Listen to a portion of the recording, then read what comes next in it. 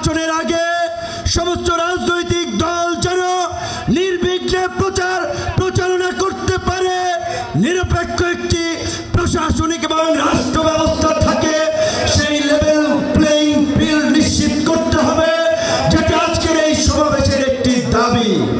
একই সাথে আমরা বলতে চাই, গত এই 11 মাস ধরে স্থানীয় সরকারের কোনো জনপ্রতিনিধি নাই, মানুষের একটা চরম ভোগান্তি।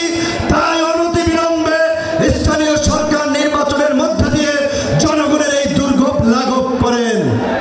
আমার ভাই, আমার সহকর্মী, সহযোদ্ধা বন্ধু জাহিদুল ইসলাম বলেছে, আমিও তার সাথে একাত্মতা পোষণ করে বলতে চাই।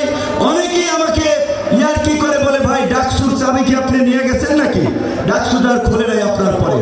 তো আমি বলতে চাই, ডাকসু সহ সকল ছাত্র সংসদ নির্বাচনের মধ্যে দিয়ে ছাত্র রাজনীতিতে একটি গুণগত পরিবর্তনের ধারা এই সরকারকে শুরু করতে হবে। একই সাথে আমাদের এই অঙ্গীকারের বিনিময়ে এই পরিবর্তনকে দীর্ঘস্থায়ী করার জন্য এই জুলাই